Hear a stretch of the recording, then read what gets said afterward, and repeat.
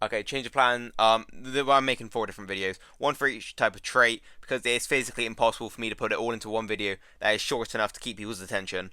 So I'll be putting it all into one video. At the end of the video, I'll be putting just general weapons that you can put onto these characters that are just generally good. So if they're attacking, just put that on it. If it's defensive, put that on it, sort of thing. But I'll be going over every single bound weapon right now. So first of all, Arav, his third slot is really good. I would not 5-star it and add additional shit on, but I would put 40% attack, huge AP on the middle slot and keep the third slot, as it is really good for SR. But anything past that, I would put a 20% weapon, which I will put on the screen now. Obviously, don't put huge, put bump up the attack, but apart from that, it is a perfect weapon for Arab, since getting him going turn 1 with his follow up is really, really deadly. Next one we got is Aaron.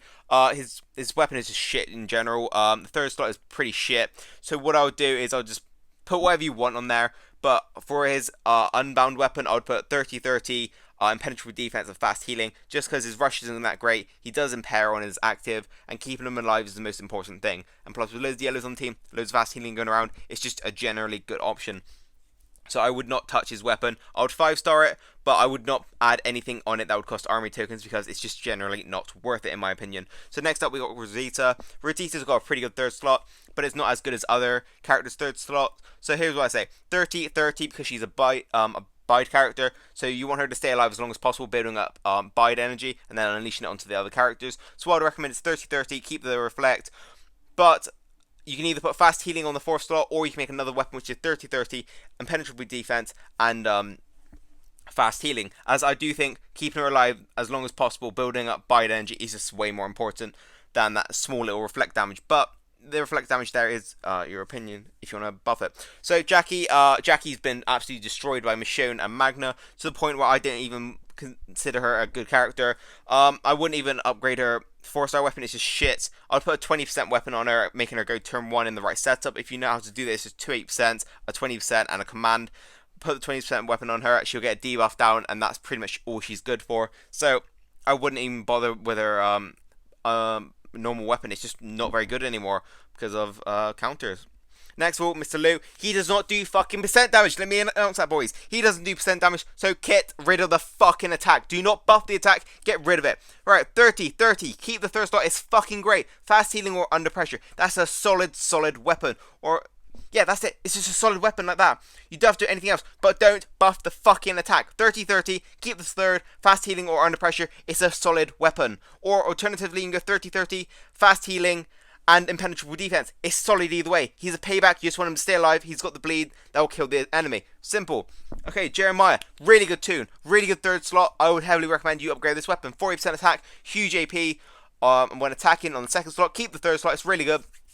And then on the last slot, you put 15-35. Alternatively, another weapon you can give him is a 20% weapon. Getting him to go turn 1, getting rid of 2 bodyguard activations, and getting rid of a bubble, leaving it so the middle slot character is literally at like minus 85% attack, and any character can literally just touch it and it'll fall over. He's really, really good for getting rid of bodyguards. So yeah, 2 different types of styles for you there. Lee, he's got a really solid weapon. You can either go 2 ways depending on how you want to play him. If you want him to go fast, put huge AP. You can put 30% HP on the second slot. Keep the third slot. That reflect damage is actually really, really good. So I would say 30 huge when taking damage, or 30% HP. Keep the reflect under pressure, because he will get dazed quite a bit because of his active skill, or fast healing, and that is a solid weapon in my opinion. You do not need to put anything else really on him. But alternatively, you could put impenetrable defense and fast healing. Same there. Wanderer, it's just general shit. Just don't touch it. It's just general actual dog shit. Like, he does percent damage on his rush. He shouldn't have defense on there. And that, when being attacked minus 20% AP, like, that's a fucking joke. AP drain mods have better stats than that. Get the fuck out of there. And personally, I don't even think Wanderer is that great, so I wouldn't even 5-star his weapon. Just my opinion, I wouldn't touch it at all. It's just general dog shit. And like I said, at the end of the video, I'll have weapons that you can just throw on any character. So, Davey, pretty good character. He's very outdated though. So, here's my thing. 40% attack, huge AP. When attacking, keep the last slot if you want, and then 15-35. Alternatively, if you don't want the third slot, put that 40% attack when attacking people more than 50% of their HP or something like that. It's whatever I put on my Magna. I know my Alpha, just put on that. Alternatively, you just give him a 20% weapon to make him go turn 1, which I think is just the best option in this case since he is an adjacent hitter. Heng Yen, yet again, a very old character. I would not 5-star his weapon. He just hasn't really aged very well. But here's what I would do if you want to actually upgrade his weapon. 50% attack, huge AP on its, the middle slot, and crit chance 100%. And then put crit mods on him. Crit damage mods on him. And then you got a solid character. Because he does do that decap shit with his headhunter stuff. So that's a really good choice. So yeah, crit chance on his last slot. Bump up the attack on the first slot. And then huge AP on the second slot. Alternative, like, yeah, that's the only real way I can see you using him, because a 20% weapon isn't even that great on him, if I'm being honest. So yeah. Nora. Now Nora can be built very different ways, but for fuck's sake, she benefits from killing, so do not buff that fucking defense. She does not need a defense weapon. So 35% attack, huge AP, and then crit chance is 100%. I forget what it's called, but yeah, whenever you attack is 100% of the time you get a critical hit. You need that on her, and give her crit damage mods, and she will hit like a truck, because when she kills she gives other people AP and she gains AP herself, plus she's a follow-up. It's just a really, really nasty combo. Storm, yet again, he's very old, he's very selfish. He does it damage to one person, then everyone else. Jason gets confused, if I believe.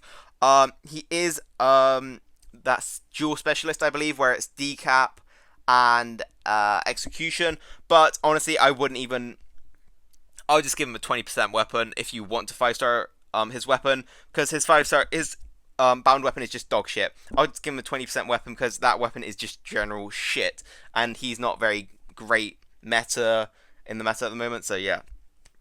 Carl, he's a bodyguard. I really like this third slot for a bodyguard, because bodyguards don't really tend to last more than a turn or two. So making it so he can survive the first hit is very beneficial. 30%, here's what I'll do with it. So keep the third slot, as I really do like it. 30% defense, 30% HP, and then fast healing on the fourth slot, sorry, because he is going to be taking the initial hit from a rush, so you want him to at least tank it for the next turn, where he can probably die off the second rush. So yeah, that's just my general opinion on it. You can put under pressure on there if you want, but I don't think it's too great. His active is really good as well. So May, I don't think she's too fucking great either. That bound weapon is utter shit. I would not touch it, but just for the sake of it, put 40% 40% defense. No, fuck me. 40% attack, and then huge AP on the second slot when attacking, and then just keep the third slot.